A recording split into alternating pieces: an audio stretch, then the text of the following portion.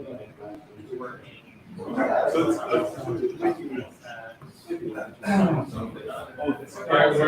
officially live. Excellent. So I'll just do like a brief introduction, and then I'll pass it on to you. Okay, sounds great to me. All right. Hello, everybody, and welcome to another OWASP Toronto chapter meetup. We have a very exciting presentation for you, but a couple of housekeeping items before we begin. For starters, if you're looking for washrooms, they're right at the end of the hall on your right. Is there anybody in the room that is hiring? Chris, what are you hiring for? Amazon, AWS, we're always hiring. New managers in each job. All right. If you're, oh yes, sir. I work at a startup called DNA Stack. We're looking for full stack developers and platform engineers. Awesome. And is anyone here looking for work? All right. Well, you have some interest. Yeah, that's right. Aside from that, I just want to say a huge thank you to Trend Micro. They have a very busy month this month. In a couple of weeks, they're also hosting a Pwn to Own, the cybersecurity championship there. It's in this very building if you have tickets. Aside from that, if you have feedback for us, there's a link in the video, in the description of this video. Ivan, did you have anything else you wanted to shout? I already mentioned Pwn to Own. Well, thank you very much for the office. And that's it for me. Daniel, take it away. Hello, everyone. Thank you for having me this evening to talk to you about how devs like carrots and not sticks. I've maybe mistimed this a little bit. It's actually mine and my wife's wedding anniversary this evening. We've been married 22 years. So thank you very much. So what I'm going to talk about this evening is a little bit about what this DevSecOps thing is, a bit about the tooling, some of my personal experiences, and I've got two demos kind of at the end. The first one is like a working demo of an infrastructure as code pipeline that's got some stuff in there that catches some bad practices. And the second one is a IAC deployment of a full network into AWS that's never had DevOps infrastructure as code pipeline added. So what we're going to do is we're going to add a pipeline and then deal with the findings, hopefully as a group. So incidentally, how many security people do we have in the room? Don't be frightened, right? Brilliant. You're all going to get picked on. How many developers have we got? Excellent. I've got 3. Right. Well, that's fine. We'll create a nice little mini scrum at the end on how we can maybe deal with some of the findings. So who am I? My name's Daniel Oates-Lee. I've worked in IT roughly for about 25 years now. So a quarter of a century. It's been a wild existence. I started off as a developer, writing websites and a little bit of code when I finished college. I got fed up with that, so I decided to go into IT support. Did various different things in there, server support, database. Got fed up with that. Moved across into networking.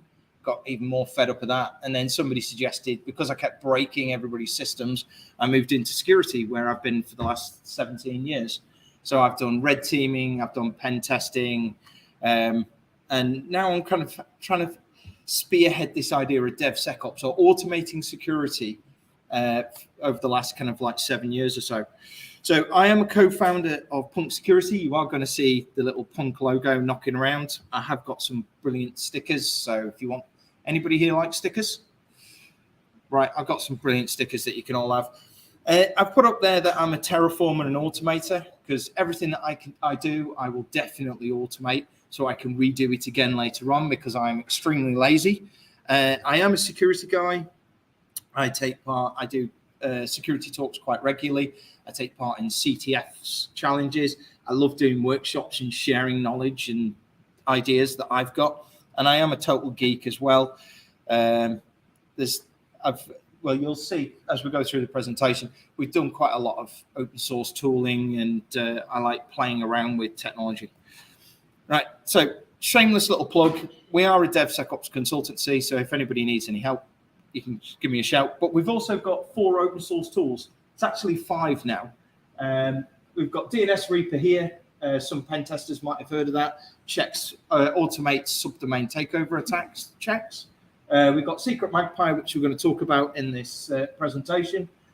We've got SM Beagle, which is a file sharing auditing piece of software. So you run it as a low privilege user on your network, and it will scan the network for any file shares and then document what's on there, puts it into Elastic. You might think, well, what's the point in that? It then gives you the understanding of where your file shares are, what's on those file shares, and what backup strategies you need for them.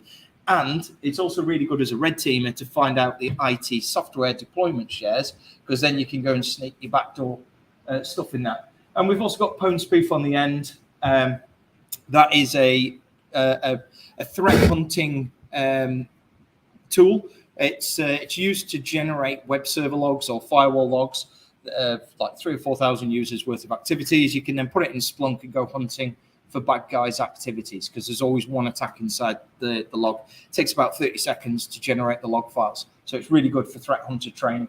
And the last one we got is not on the slide, but it's called Duodo. It's a new one we just released for testing user MFA fatigue if you use Duo security. So we use the API to push unsolicited MFA requests to see if your users will accept them or not. So it's just another little tool. And we're also the home of the DevSecOps CTF. So we run this generally once a year. So if you're interested in trying some DevSecOps stuff and want to try something a little different, follow us and you'll see where we are. So I thought I'd start us off with this particular slide. So all these stats came from the DevOps report of 2022. On average, we are, as a group, as a community, we are doing 2 software releases or 2 software deployments per week. That's an average. Some people might be doing more, some might be doing less. The interesting one that I'd like to point out, though, is that on average, we only do security testing every 12 months. Now, that might not necessarily be true for all organizations, but as a general average, we typically have a pen test once a year, don't we? So once we've had that pen test, it's like drawing a line in the sand. As soon as we go past that line, all bets are off. We don't know really what's going on. And over the year, so 24% of those 2 releases, which is 104 releases a year, 24% of those on average will have some kind of security defect or some sort of security bug. So the idea is, how can we fix this without impacting on people? So we've all heard of this solution, this buzzword of shift security left. But how do we do that in a meaningful way? Because developers are overloaded already, as the 3 developers in the room will already know. You've got features, you've got deadlines, you've already got a huge backlog of stuff. You don't need the security team coming along poking at you, going, oh, you need to do all of this stuff as well. And then you've got operations as well. And it's the same with the operations teams. They've got backlogs, they've got stuff that they need to be doing. So how can security shift left without impacting on the people that are already doing the job? And that's what I'm going to try and hopefully cover off today. So we need to be moving this pen testing over here to where we're coding and doing local testing. But what are the real constraints? Well, security people want to prevent vulnerabilities, but they might not necessarily fully understand the technology stacks that developers are building. Developers want to do quality work, but they might not necessarily understand the security risks or the issues with you or deploying solutions in certain ways.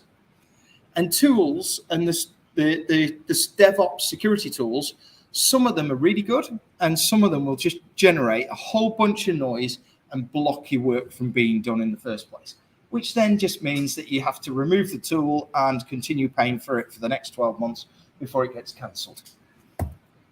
So we need to encourage secure development and not demand it.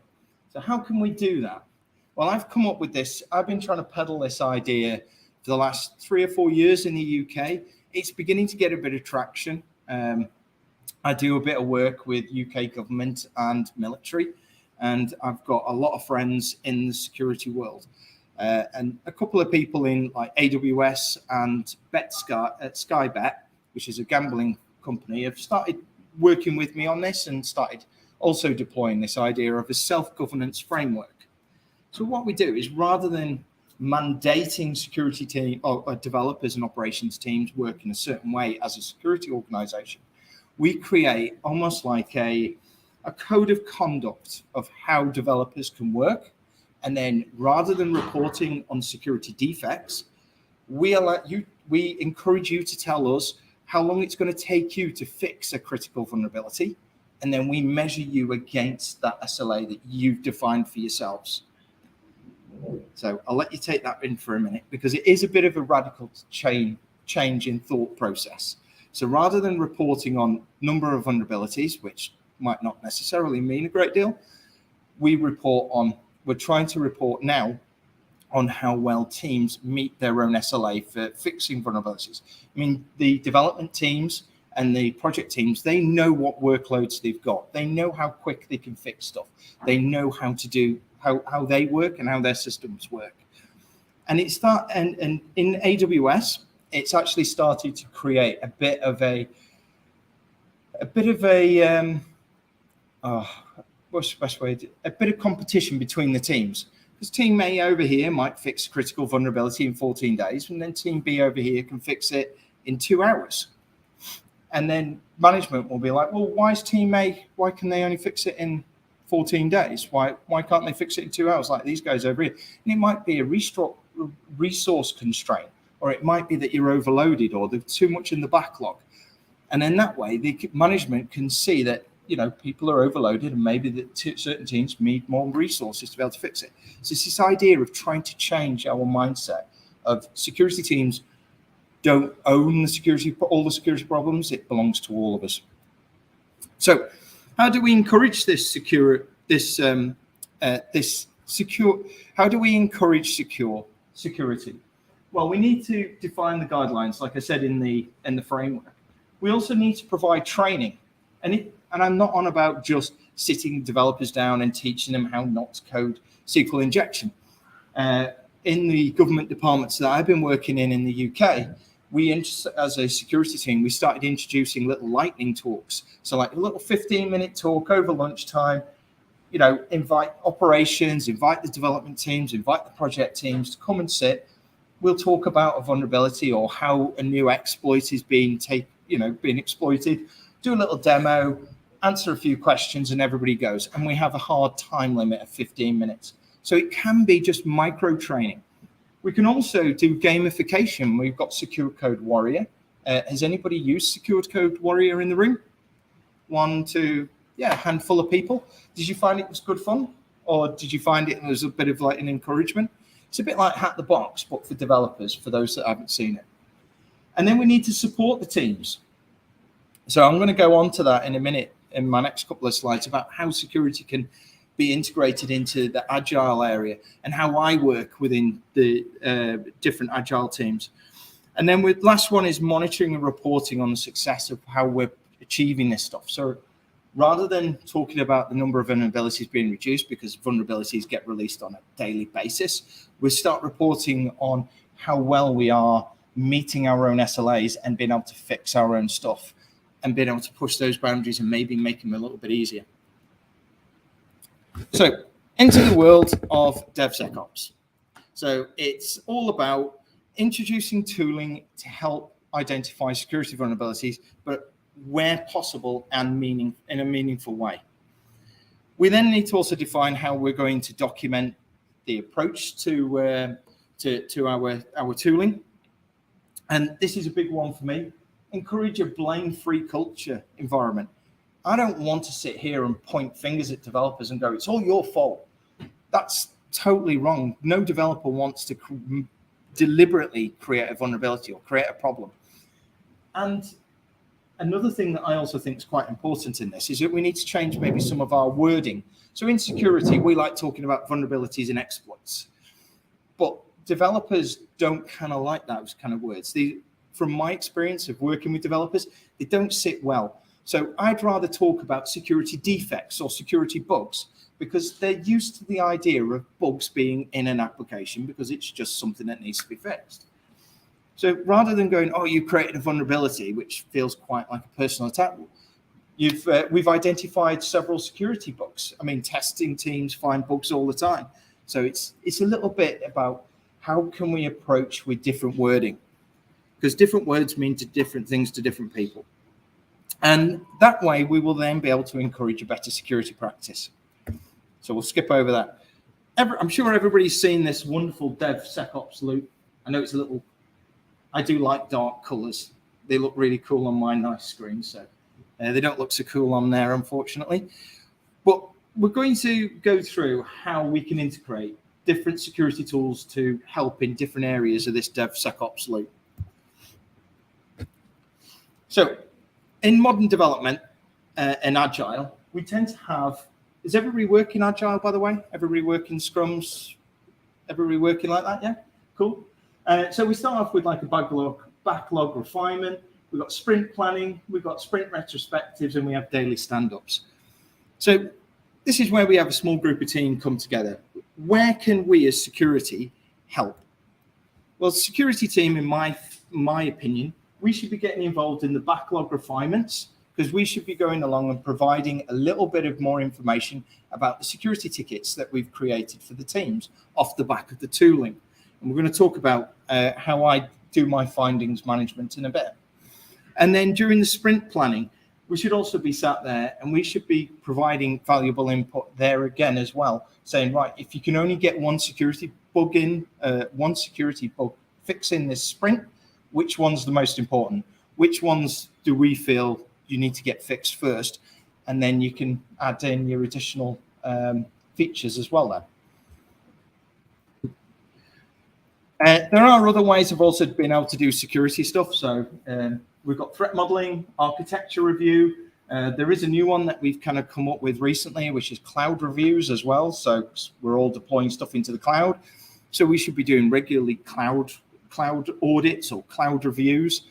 Does anybody here do any kind of threat modeling or anything like that at the moment? Do you integrate any threat modeling into your, just two? Nobody else really? Threat modeling is really good. And I encourage everybody to have a go at it, at least just once, and just get an understanding of how your applications are working and where your threats really are. So we have a wonderful shopping list here of all of the security DevSecOps toolings that we can potentially have. I'm sure there's more that I've missed off this list, but these are the top ones that come to my mind. These are the ones. So looking at that list, it's rather daunting. And it takes time and effort to implement all of this stuff. So what I'm going to do is I'm going to break down which tooling really fits inside which areas, which ones I think are more valuable, and we'll go from there. Is it how many people do you recognize all of these tools on here? Is there any additional ones that you think should have been on there? Yeah, you recognize them all, right? That's cool. So how can security tooling help in the coding and the build environments? So what we're looking at here is we want to integrate tooling into the developers' IDE environments, where you're writing the code and giving you real-time feedback straight away if you've coded something. Because I don't know about you guys, but I love using Visual Code, Microsoft Visual Code, and I've got several plugins in there that tell me different things. So it's nice and easy. And in the build area, we're talking about CI pipelines, so continuous integration pipelines, and how we can use them there. So out of all those tools, these are the ones that we're going to kind of focus on first. So we've got secret detection, we've got dependency scanning in SBOM, we've got a little bit of SAST, so that's static application security testing. Think of that as like a spelling and grammar checker. That's the best way that I can think of it anyway. We've then got integrated application security testing. Has anybody heard of integrated IAST tools before? A couple of nods over here from the security guys, not so much from everywhere else. So integrated application security testing deploys inside the runtime memory space of your application and can automatically detect vulnerabilities or security defects as the application is being used. So rather than having to run like a SQL injection attack to identify if a field's vulnerable, as the code's being run, the IaaS tools will pick up on that format, and it will look through the code and discover that it's not being sanitized and not being prepared correctly, and then be able to flag that it is a SQL injection vulnerability. IaaS tools are probably the coolest tool on the market at the moment, in my view. And we've also got secret storage. Just as a quick show of hands, how many people here are using secret stores like AWS SSM, Azure Key Vaults? Is anybody using any HashiCorp Vaults systems? Do you rotate your secrets regularly, or do you set the secret and then pray nobody finds out about it and never changes it? And do you pull your secrets out of those key vaults as you're building your application, or do you try and put them in environment variables and pray that nothing breaks? We're going to talk about that. So the first one is secret scanning. It's really fast. It does exactly what it says on the tin. So secret scanning is going to typically find things like your AWS keys, any private keys that you've put inside there, any usernames or passwords, that, connection strings, and it's going to tell you where those are being stored inside the source code, and then encourage you to go and remove them. Now, one of the things that I do with secret scanning is when we detect something, I will automatically get the system to raise a JIRA ticket or a support ticket, so then we can track and report, make sure that those secrets are then removed. So I've got a little process that works in my head. Sorry, did you have a question? Oh, no, you just got, don't worry, I'm not picking on you. So first thing that I will do if we discover a secret inside a Git repo, number one, raise a ticket, because then we've got a way of tracking that something's happened to that secret that we've found. Number two, get it removed out of the Git history. Although you can never fully remove it from the Git history. The next one is get that secret rotated. And then you can get all of this audited and tracked inside your support ticket. Next one, which people probably don't really think about, scan your other repos for that secret. See if anybody else has accidentally used it somewhere else, or if that secret is being used somewhere else in somebody else's application because you've just potentially affected them as well. And then, that's it, job done. 4 easy steps. And then if say an ISO auditor comes in and says, oh yeah, how do you manage your secrets? Because this kind of stuff is now going into ISO 27002. And in the UK, we have Cyber Essentials, which is mandated security settings by the UK government. That's also in there as well, about how people manage their secure development. So if you're tracking even the basic things like secret management and rotating it, it's showing that you've got a good understanding of security, which will help with the ISO auditors later on down the road. So another thing to think about with your secrets, and I've seen this before, is logging access to those secrets. So I was working with an insurance company who allowed their developers to go and look at the access keys. And one of the developers used that access key to go and access production data and dumped a large data set, which did cause a data breach. But there was no way of identifying who had used that key because we hadn't got any logging on it. We hadn't logged, the company hadn't logged who had got access to those secrets. So every time, if you're using a secret system, get those logs out and make sure that you're logging every time somebody goes and retrieves a secret, because then you can get a better understanding of what's happening with it. Also treat secrets a little bit like your standard Windows passwords. They're like socks. So why not rotate your secrets every release? That way you haven't got any problems with them, and it promotes good hygiene. You can version control secrets the same as you can version control your releases. So align your secret rotation and your software releases together. That way, if you need to roll back, you can roll back your secret at the same time. And keep it simple. You know, you don't need to make secret storage difficult. Azure SSM makes it nice and easy. So does Key Vault. HashiCorp's really good. So one of the things that I've identified and seen, which is why we made Secret Magpie, and so some of my other colleagues at Punk Security, is when we go to integrate or implement secret scanning to an organization that's never had secret scanning enabled before. I know I keep asking for show of hands because I like it being interactive. How many people have got secret scanning on all the repos? 2. Only 2. Right. Okay. This is definitely prevalent then. So inside your repos, when we go to an organization to help them implement secret scanning, there are no good tools to go and scan all the repos and find out where all the security defects were, which is why we came up with Secret Magpie.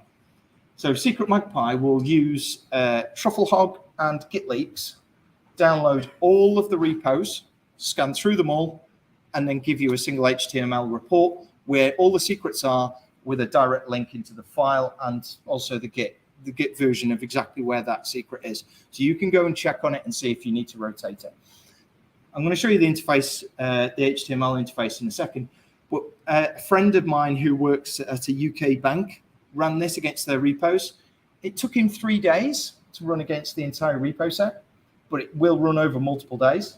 And then it produced the single HTML file. They've now gone and removed all of their secrets. Incidentally, this was run against a OWASP repository called Wrong Secrets. Has anybody seen that before? Where I can possibly give out OWASP stuff, I certainly will. So Wrong Secrets is brilliant, where you can go and try and detect secrets in different files. So go and have a look at it. But this was run against Wrong Secrets. And we can see down here, for those that are at the back that can't maybe see it, AWS access tokens. 64 of them were detected. This is the HTML web page that I was telling you about after you've run Secret Magpie. You've got quick filtering down the side here, so you can go straight to your AWS tokens. You can mark stuff as false positives and get them out. You get them out of the way.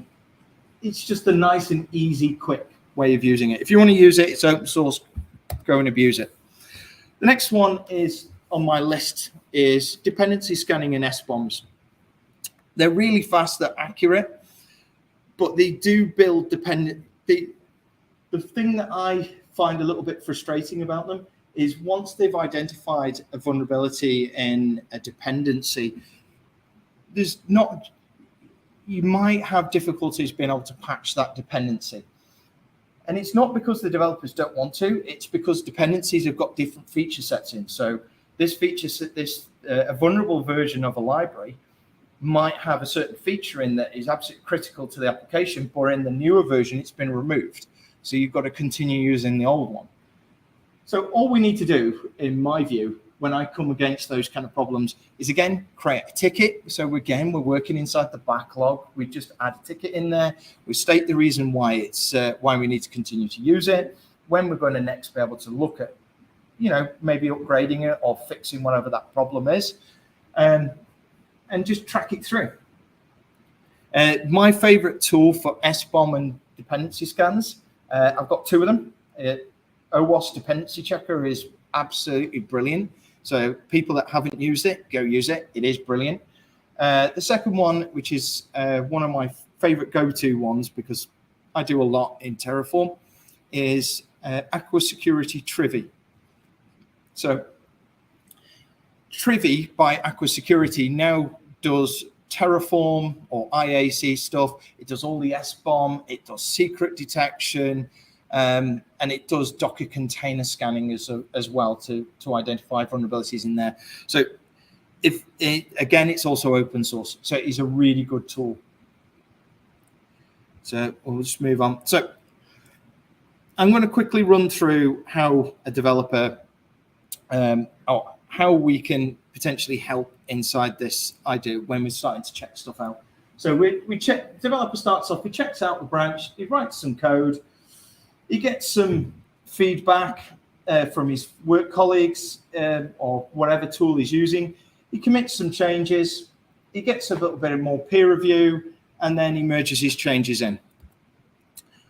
These are the two areas where we can add security tooling. So the first one here is the automated feedback. So this is inside his IDE.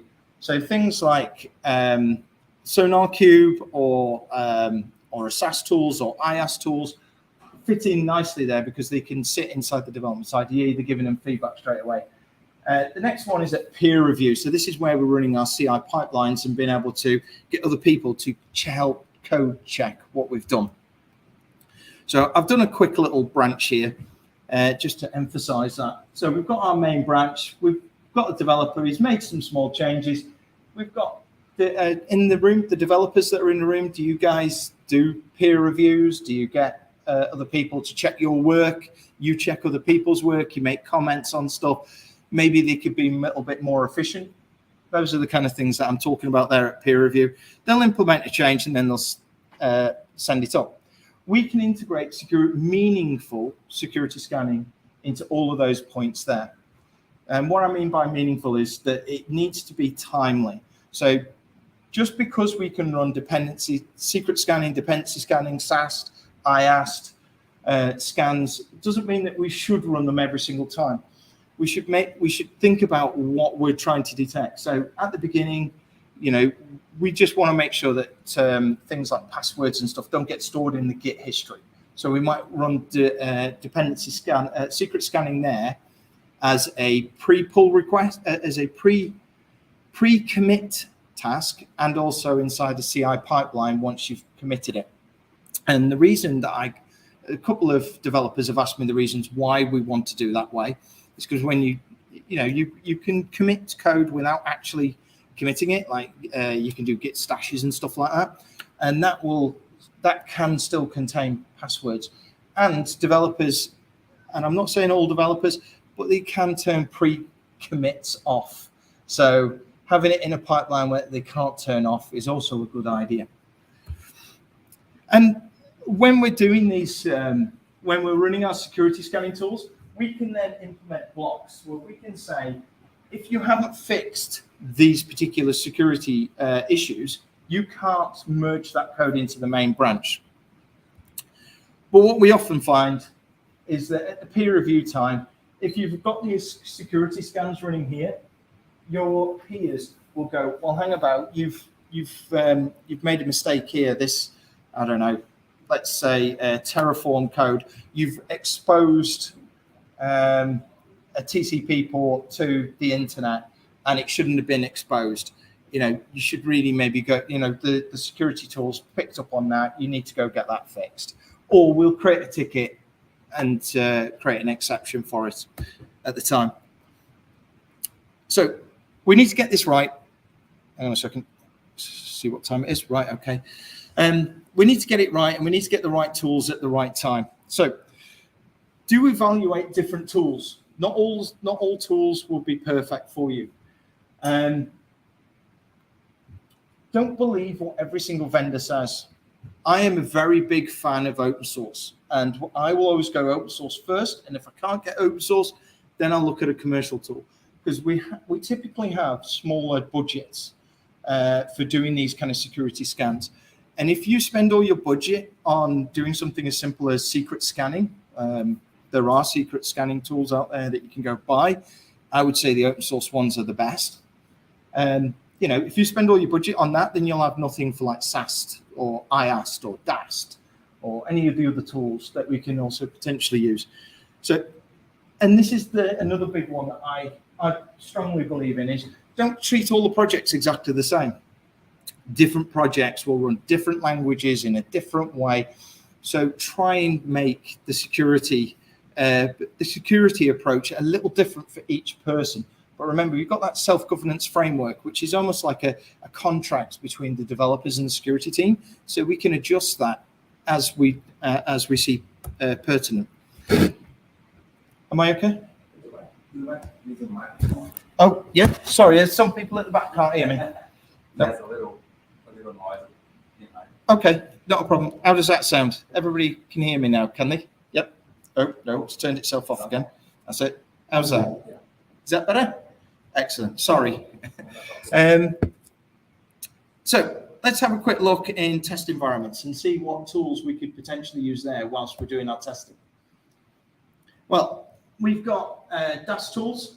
Again, we've got IAST and we've got vulnerability scanning tools. So are you familiar with DAST, or dynamic application security testing tools?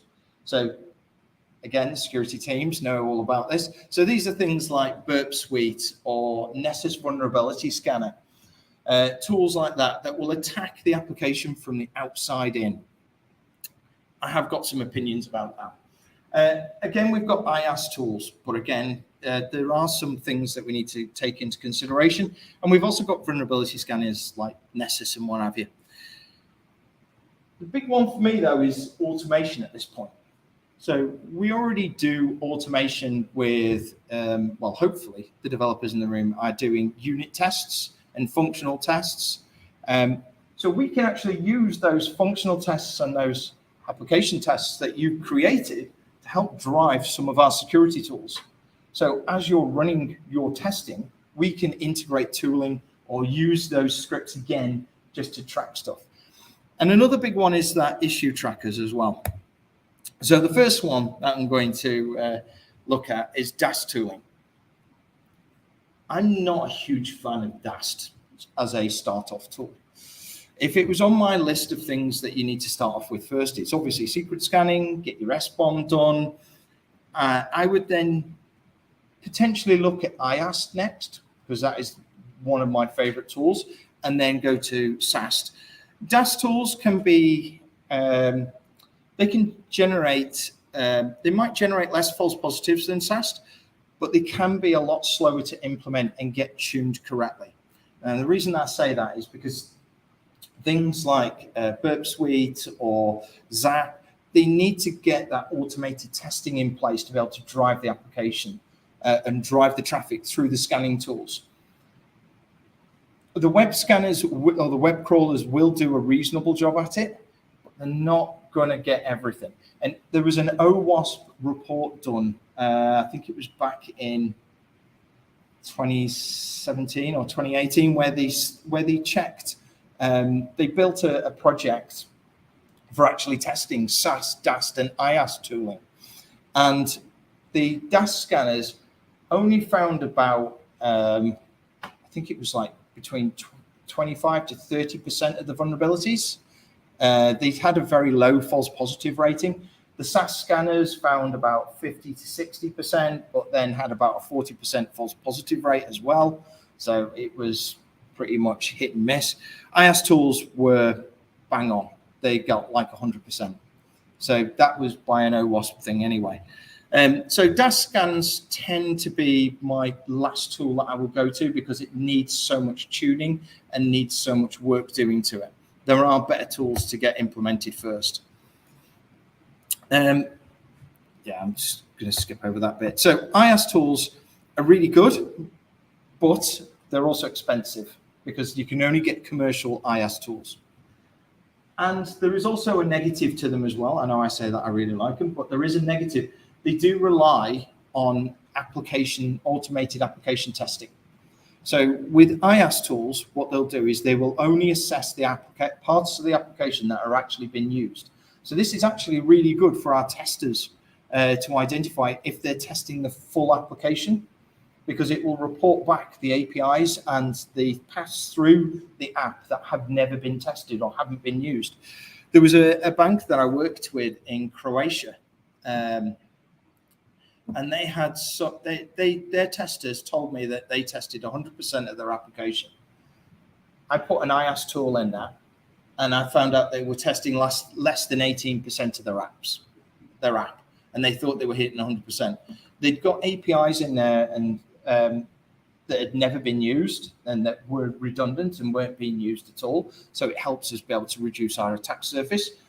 The bit that was most scary, though, is as developers, I'm guilty of this myself. I will create like a little stub part where I can go in and test that my API is working correctly, and create like a shortcut to be able to just test something. There was 50 of these tests backdoor APIs that had just been left in the production code, which would allow people to go and just arbitrarily add more money to their bank account. And nobody knew anything about that. And that's where this IaaS tool had come in, because it was able to identify what all those APIs were and which ones were in use and the names of the APIs, so you could verify which ones were being used.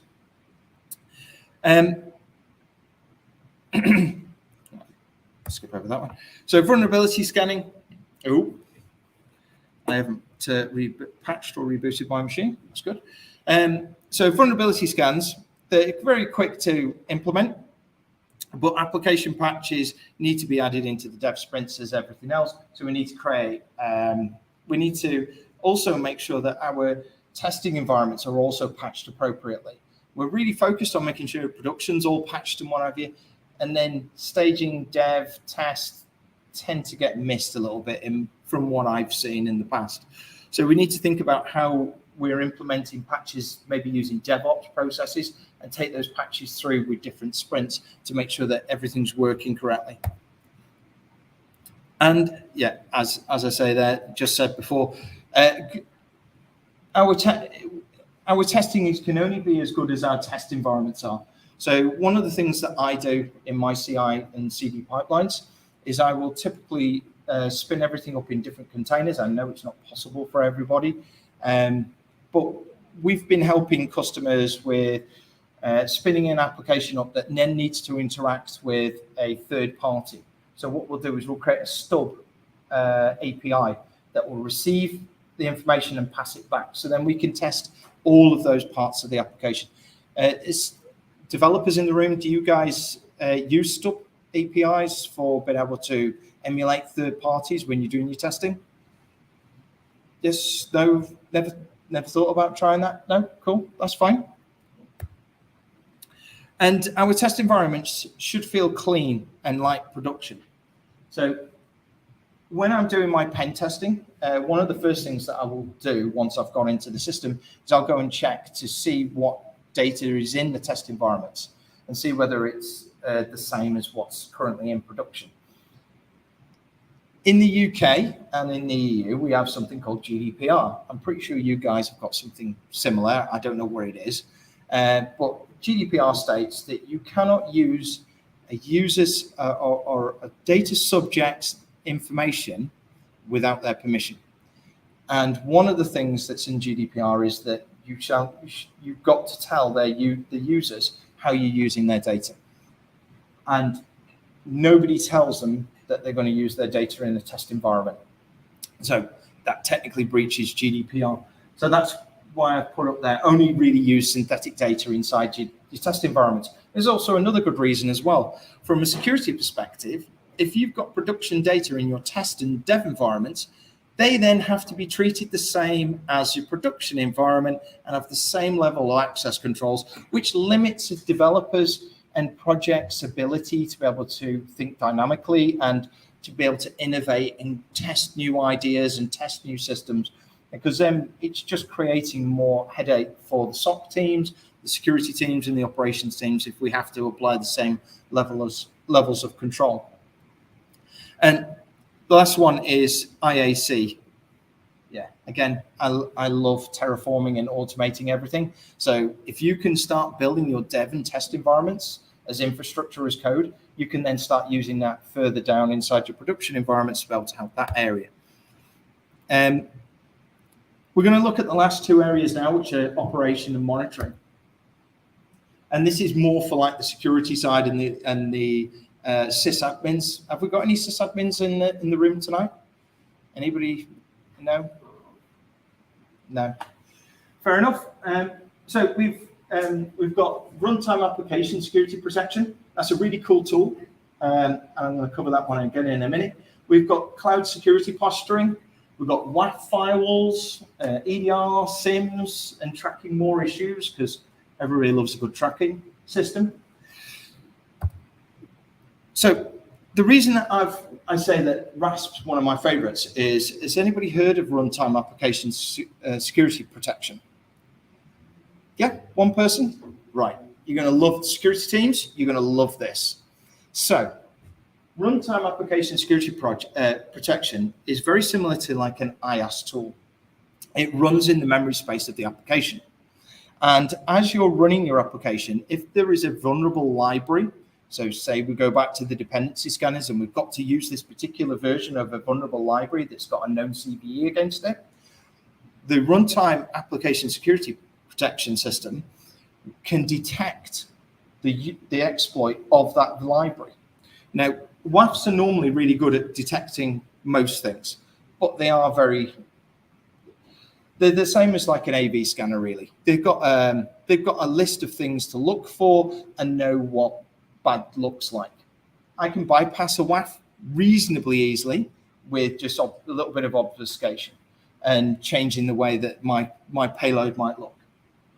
But with the runtime application protection, because it's in the memory space of the application, it can detect that that library is being exploited in a particular way and block it in real time inside the application, killing that attack dead. It can also detect things like brute force attacks. So one of the things that I've done before to be able to get past like a WAF being able to detect somebody brute forcing is I will tear down the TCP session after the first attempt, and I'll get past capture screens doing it that way, and then I spread it across multiple machines and be able to continue to attack a system. The RASP element can detect that a particular user's getting multiple password attempts and be able to trigger a SOC alert. So they are really, really good. There are a couple of companies that are doing it, and I would strongly suggest that for the security teams and the sysadmins in the room, that is one of the big ones to go and have a look at. But critically, with all of these tools and the way that we're detecting everything, we need to be able to centralize our logs and be able to centralize all of our findings into one neat area. So then we can understand what we need to fix and how it needs to be fixed.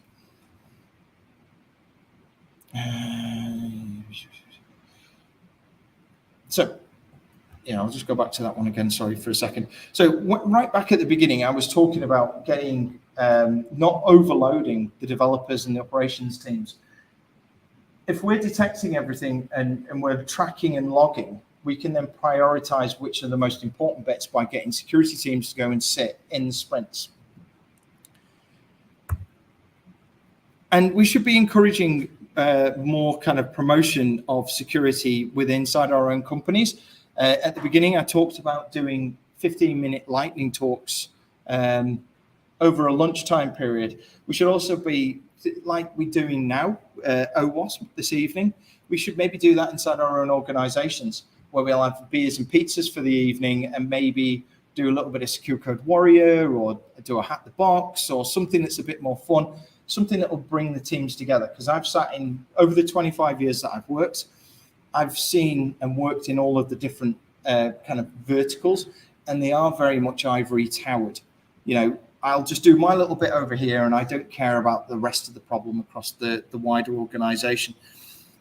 And try and implement this idea of discuss failures and don't assign blame. If we do find a security defect, don't point fingers at somebody who wrote it. Talk about it as an as a collective group and understand where that kind of came from, because generally there is a reason for it. Open source is better than vendors. I'm just going to rattle through this last little bit because I want to get onto the demo. So infrastructure as code. I'm going to run my demos tonight on two infrastructure as code repos. So the first one is going to be a repo that's already been created and has got an IAC pipeline. And I just want to show you how quick and easy it is for these pipelines to detect stuff. And then the second one is a repo where it doesn't have a CI pipeline at all. When we run it, we are going to detect some findings, and then we can discuss it as a group of which ones we think are more important to get fixed. So I'm just going to skip over those. Again, these are some of my favorite tools for infrastructure as code stuff. So Trivy is the best one that I've come across. There is Bridge Checkoff. Has anybody used Checkoff? Yeah. I used to love Checkoff until Bridge Crew decided that you needed to register with their cloud-based solution, which then sends findings off to their cloud systems, which didn't sit well with me because I want to be able to control those. So tonight's IAC pipeline, we're going to run this pipeline. It's going to look at our push and our pull requests. We're going to do some secret scanning. I'm going to see how things work. Okay, so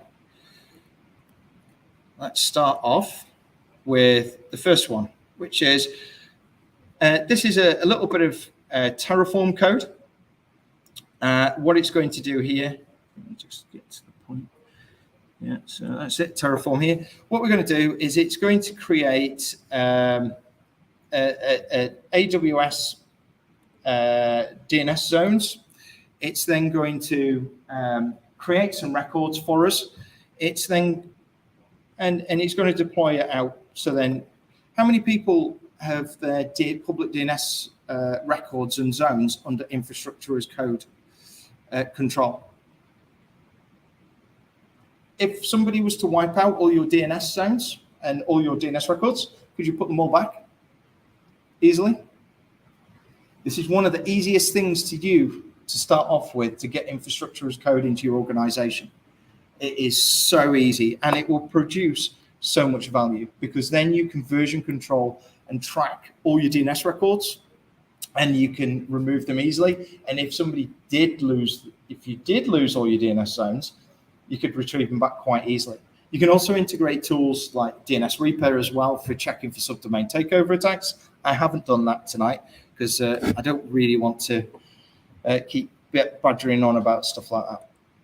So what we're going to do is, I am going to be a young developer that's come along, and I've been asked to add a S3 bucket to do some logging and monitoring into our DNS zone. So the first thing I'm going to do is I'm going to go across here.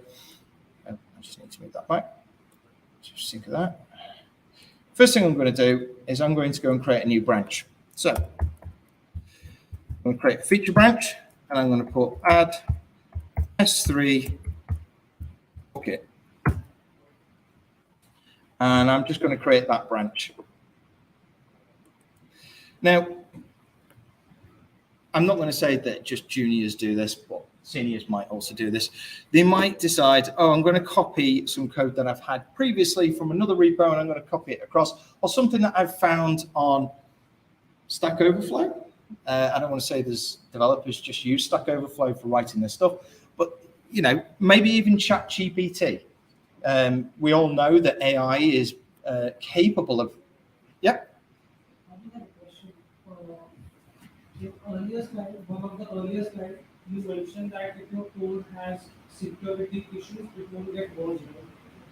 So how do you detect the security threat when it's not get merged? Right? Because last time, like when I was working for my organization, we shared binary to the client, and client has a VA team.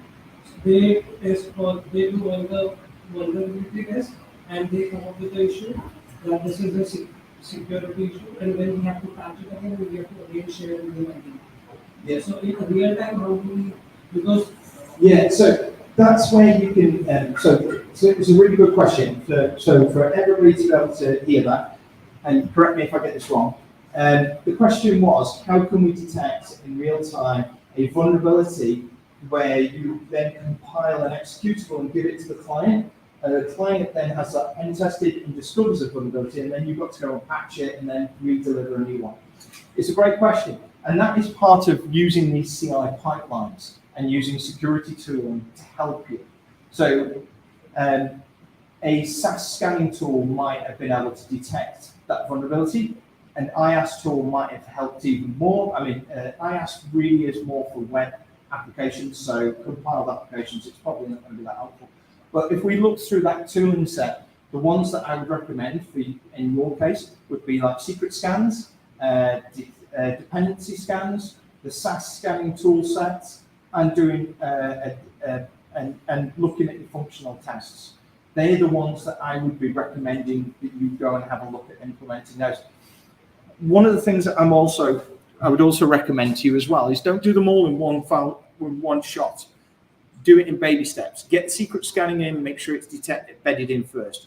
Then implement your dependency scans and your SBOMs scans using Trivy or OWASP dependency checker or whatever tool set that it is, because I don't know what language it is that you're using. Get that implemented, get that bedded in, get your issues fixed. Then look at a good SaaS tool. So whether that be SonarQube, SemGrep is a really good open source tool. Has anybody come across SemGrep as a SaaS tool? Yeah. So GitLab now make you pay for it. So GitLab is secure code scanning tool is actually SemGrep, and SemGrep's open source. So you're paying GitLab for support. So have a look at SemGrep as well. SemGrep, SEMGREP, SemGrep. That's a SaaS tool. So those are the kind of things that I would be recommending that you have a little look at. Small vision, like because I work for city man, so you might create a small. Yeah, I'm just going to ask you to hold any further questions until we've finished at the end, because I'm just conscious that everybody else in the room wants to see this demo, and then all want to go for beers and pizzas, because everybody's probably hungry and fed up of hearing me talking, because I'm also running out of water myself. So we've just created a new branch, and we've gone and selected some code that we've written previously. I'm going to try and hold this underneath my throat, and what I'm going to do is I'm going to drag and drop this new code up into here. So do I want to move it? No, not really. I want to copy it and paste it because I want to use this again later on at some point in the future. Thank you very much. So I've just copied and pasted some new files, so we can go and have a look at what these new files are. So we've got the first file here. So we've got our S3 bucket in infrastructure as code. We've generated this out of ChatGPT generated me that earlier this morning. So thanks, ChatGPT. Let's see how good you actually are. And this other one here is, oh dear, these look like secrets. So let's see what happens when we upload these. So he's just gone and committed these. So he's typing in his usual commit message, which is when I normally do mine. I do. Does anybody else do this? Feat, chore, bug, just to help? No, it's just me then. Add S3 bucket. So I'm going to add this S3 bucket. So as a developer, I've just developed a quick little bit of code, and I've just pushed it up to GitHub and allow GitHub to go and do some magic. So if we now flick across to GitHub to the infrastructure as code demo, we can see here we've got it's detected our new feature branch. So there's our new branch there, adding an S3 bucket. It's encouraging us to go and create a pull request. Underneath actions though, we can see that. Sorry, excuse me. What you can do is you can see here that we've got a red X, and that's because we've got a CI pipeline. So, oh, wow, we better go and find out what's happened. If we go and click on actions, we can go into the secret scanning. Now, you can have this set up to give you a nicer way of being able to alert it. You can integrate it into Jira or into, does everybody use Jira? What other ticketing systems do you use for your development backlogs other than Jira? Anybody use Azure DevOps or anything else? No? Okay, cool. So we've got a warning here. It's found that there is an access key inside the production automated TF-vars file. Oh dear. Right, let's trigger our incident response. So the first thing we're going to do is we're going to go and ask that developer to kindly remove that from his Git history. So there are a couple of ways of doing this. My favorite way of doing this is going into Git history and just doing a soft reset back to the previous, which will then roll that back, hopefully. Come on, you're going to roll it back? Nope. Brilliant. So if I do cd to IAC, DNS, just do a git push force, so then it'll force it to roll back my previous git commit message. You can see there that they're now back here in staging. I can now remove that and delete it, or add it into my git ignore area to make sure that never happens again. So now we've just got our S3 bucket. So let's try again. So feat add S3 bucket. Incidentally, that AWS key was a fake one, but I had a client who they did this twice. The development teams did this twice over 2 bank holiday weekends. So on a Friday, they pushed a new piece of code. They included an AWS key. The average time for an attacker to find an AWS key is roughly between 30 to 60 seconds. So we're not talking about days here. We're talking about seconds to find an AWS key.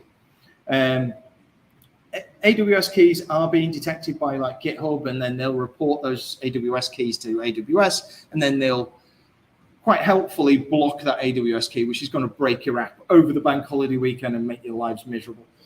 But this particular customer did this twice. The first time round, they got hit with £40,000 worth of crypto mining bills, because they spun up an EC2 and ran a crypto miner. Second time round, they got hit with a £100,000 bill. So these things, whilst you might think, well, it doesn't really matter if I push my key up there, it absolutely does. So we're going to push this change up there, and we're just going to go and verify that everything's all good with this code. And if we look, oh, look, there we go. We've got a nice little healthy green tick. Now, you can also, for the developers in the room, I know you can have beautiful little badges down here in your README file. I didn't have time this morning to get those added in. Otherwise, I would have done. So I'm just relying on this little blue tick. So we go to this blue tick, and we can see that it's passed its secret scan. Brilliant. Fantastic. Peer review. Let's go for peer review time. Let's create a pull request. So we create a pull request, and we've asked everybody to go and have a quick look at it. If we have a scroll down our area, we can see that we've already passed the secret scan, and it's now implementing the next set of scans, which is against the pull request on a merge. So at this point, it's going to do some more scans. So if we go and have a look at the details of this, we can see inside here we're checking that the Terraform init, so making sure that the modules are all correct. We then do a quick validation to make sure that the Terraform that we've written actually makes sense and can be deployed. And these are all automated. We can also do a quick Terraform plan to make sure that what we've written can be pushed out into our cloud environment. But we've got an issue here. So again, at the beginning, what you'd probably do is you would see that there was a failure badge.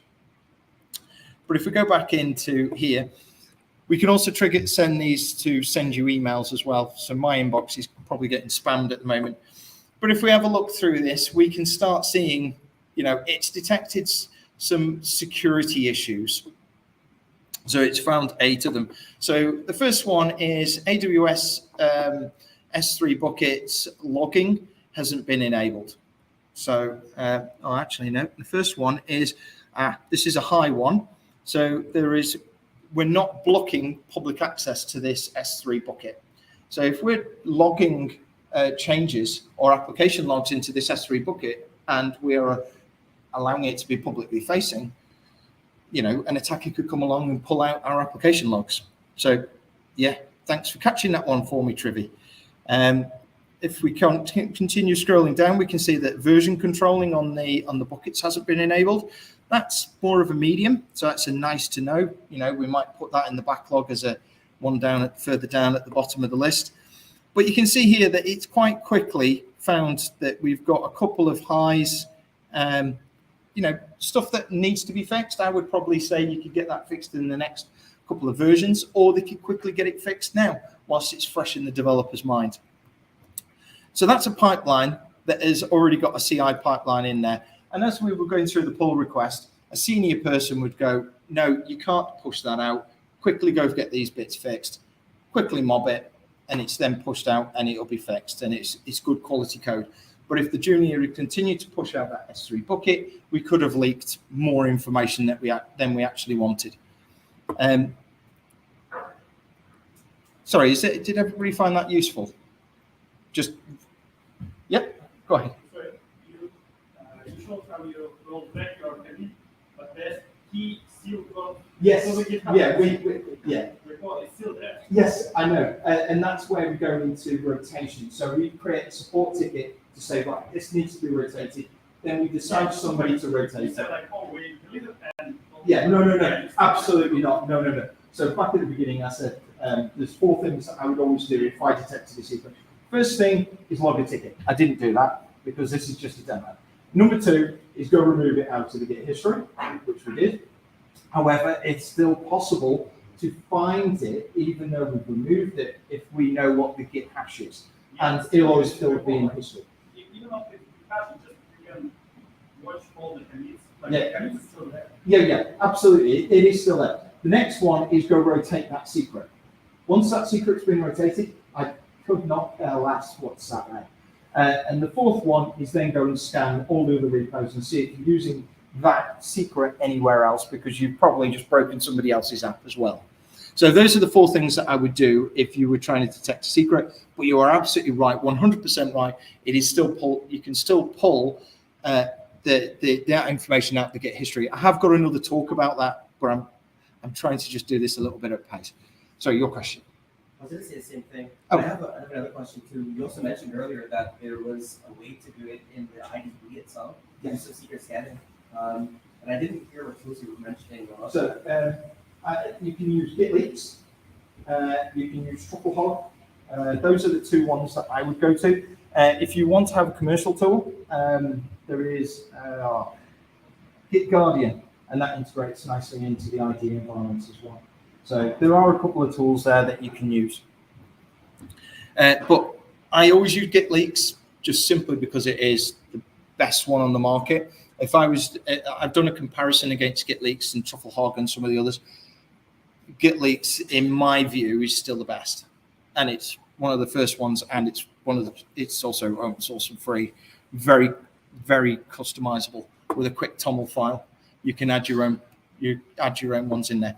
Right. So do you want to see what it looks like adding an infrastructure, a CI pipeline to a repo that's never had one before, and how that would work? Is everybody interested in that? Still interested in time? I haven't completely bored you to death yet. Brilliant. So what we're going to do is we're just going to scrap that one because we're not interested in that. And this is the next one, which is the IAC demo. So what we're going to do is we're going to create a new feature branch, and we're going to call this adding CI pipeline, which is awesome. We'll push that branch up, and we will quickly jump across to this one. So this is the pipeline. So the reason it's called HashiCat is because we're using infrastructure. I used this for another talk that I did, trying to explain to security people how Terraform worked and the reasons why we wanted to use it. So what I did is I used HashiCorp Terraform to deploy Hashcat and called it HashiCat. So that's where HashiCat comes from. This particular repo will deploy Hashcat as an EC2 in AWS, unique. You can SSH onto it, run your password breaking, and then run Terraform destroy and get rid of it straight after. So that was the reason why that was created. So we should see, yep, there's our CI pipeline. Brilliant, fantastic. So we want to add the infrastructure as code pipeline. So I've already pre-created it, so I'm just going to drag and drop it in. I'm going to quickly show you what it looks like. So for GitHub, you've got to create a .github folder. Then you create a workflows folder. Then anything underneath there can just be YAML. So I've just called this main. You could call it Terraform or whatever you wanted it to be. This is what a pipeline will look like in YAML format. As I am a big fan of DevOps, I have version controlled all of my security scanning tools, because security scanning tools do break themselves. It's always good to have them version controlled, so then it's always repeatable and the same every time you run the pipeline. As we look down here, we've got the first job here, which is going to do some secret scanning.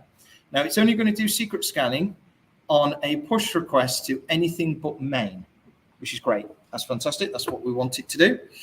The second part of the pipeline is going to only trigger on pull requests, and it's going to do our Terraform init. It's going to do some validation. We're skipping over the planned part, and we're going to do a quick trivia scan at the end, and then down here would be the Terraform apply, only if the pull request has been accepted.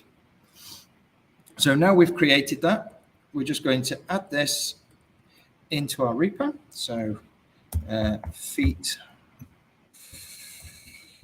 add CI pipeline, and we're just going to push this up, and then we'll flick back across to GitHub. And if everything is being fair and equal in the world, we should hopefully see it's ready to do a pull request. So let's implement this. Let's create a pull request.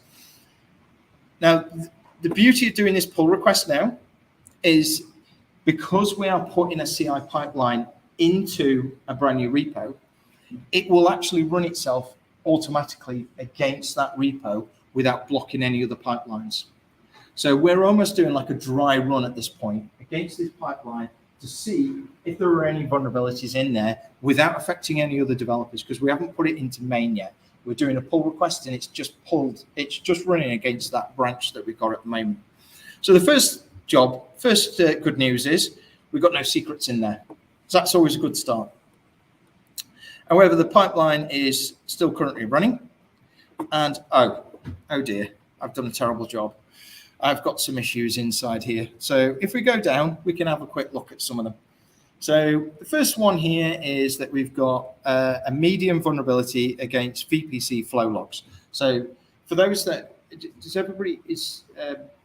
for those that might not know, a VPC flow log is basically a log of every TCP and UDP packet that goes across the VPC area.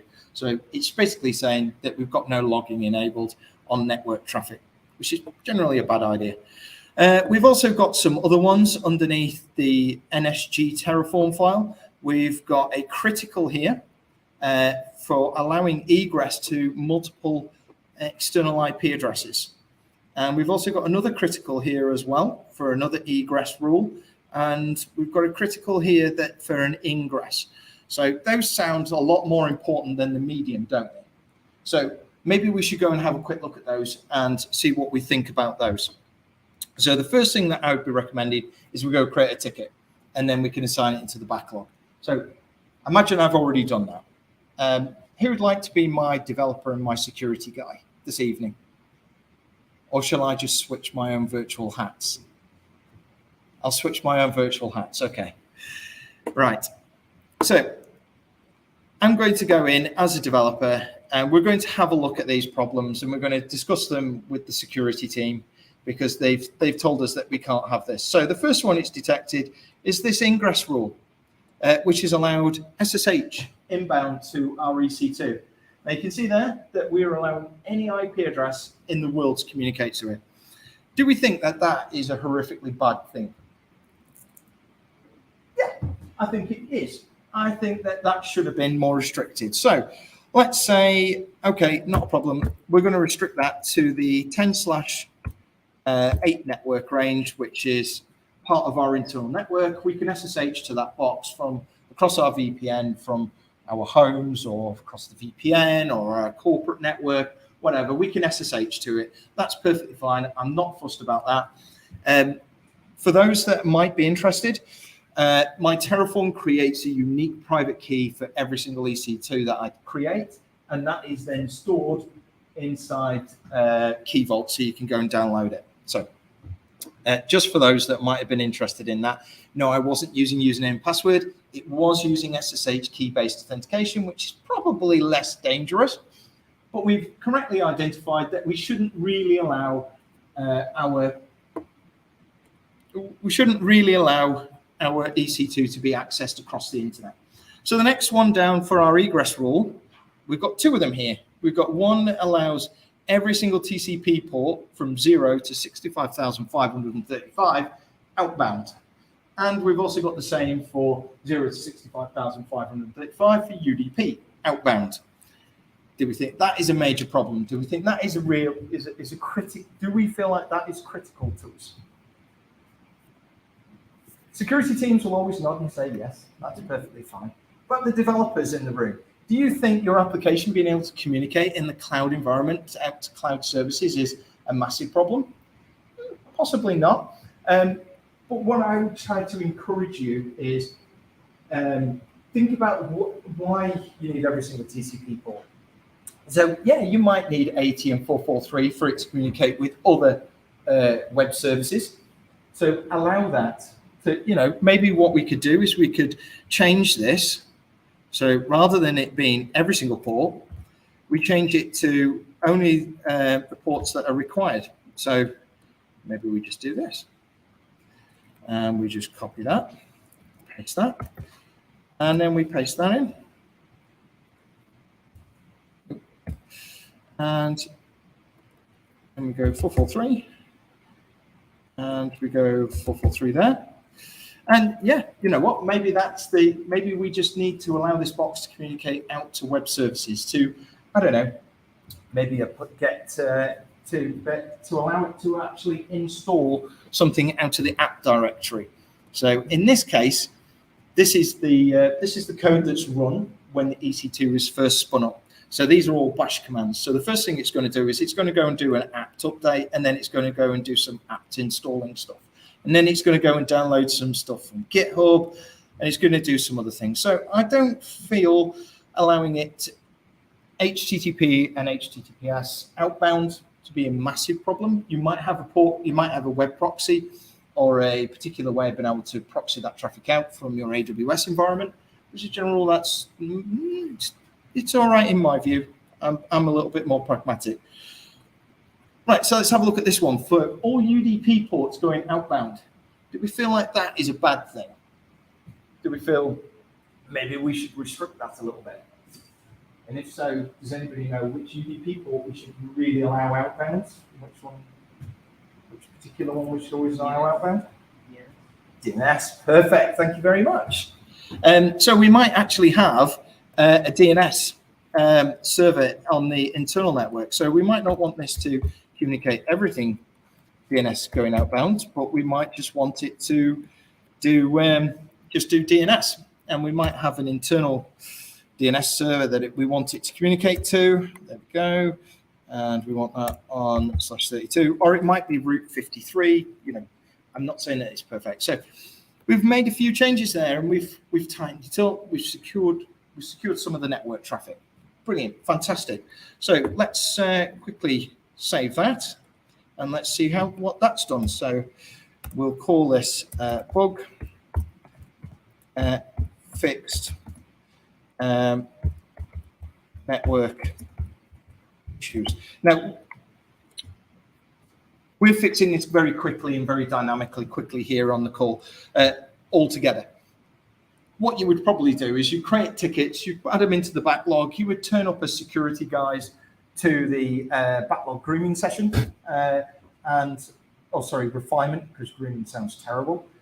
So we turned up to the backlog grooming session as security people. We've been able to articulate the reasons why it's bad to have everybody from the internet being able to communicate on SSH. We've also communicated why it's bad to allow all TCP and UDP. And maybe what we've done is a little bit of a threat model very quickly there to identify what ports should be allowed in and out of our application. It's the start of a threat model. It's a nice way of getting these kind of things introduced. It's then gone through the refinement. So we saw that how quickly that was to quickly change those. So maybe we've given those a sprint story of a 2 or a 3. Somebody's gone and done those things, and we've got them implemented. Now, at this point, we still have not merged our CI pipeline into the main branch. So we're not blocking anybody else's development stuff. We're fixing the repo before we finish applying the CI pipeline. So then when it is applied, we know we're not going to be picking up and blocking people's issues and trying to fix the same thing in multiple places. There is also another way of also being able to fix it if you want to just get it in and done and dusted straight away. And that is go inside here and just create a .ignore file. And we could have just ignored and created exceptions, logged those exceptions against the ticket, which would then have allowed us to carry on. But if we just quickly go back across here and we have a look at our Git actions again, it's still failing, which is what we expected it to do. But let's have a quick look. So we've now only got, let's have a quick look. We've still got 2, but they're for our HTTP and HTTPS. Our SSH session, our SSH issues fixed, and our UDP to everywhere is also fixed. So we could now go and say, right, well, as a security team, we're quite happy with those. We haven't got an external web proxy in place, and we understand that this is in the DMZ and it needs to go and download some stuff. So we'll give you an exception on that. So we would probably allow that to go get away with it. I'm going to show one last one where we're going to try and fix this VPC flow problem. And this is the reason why we want to test and create these things under proper tickets and be able to understand them better. So what I'm going to do here is I'm going to create an S3 bucket, and I'm going to assign all of the AWS flows to go into that bucket. So basically, it's just logging all of the traffic going across the network. So I'm just going to chuck that into this repo.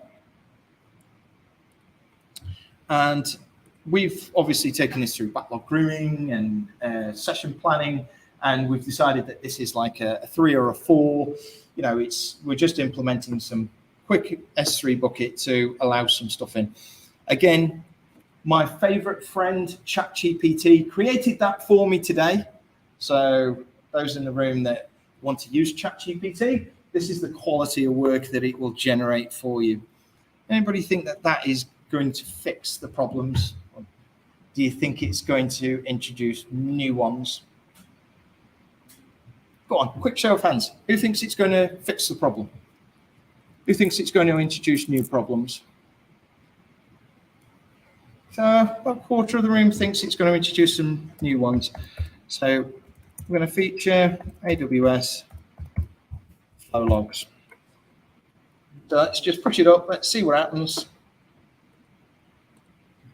And we'll just wait a second.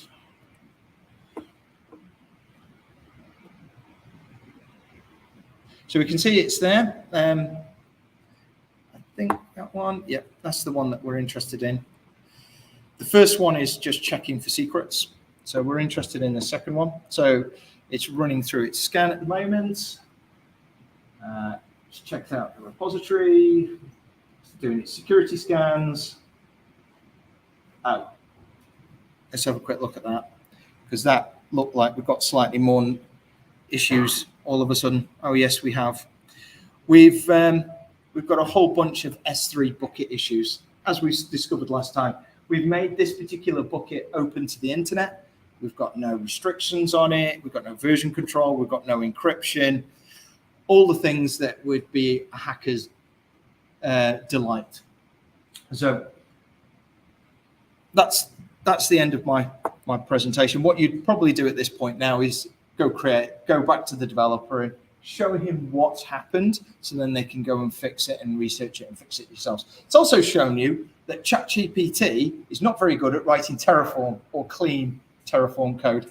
It is possible to get it to write clean Terraform code if you ask it the right questions, which it is possible to get it to write half decent Terraform code, but not all the time. So that is the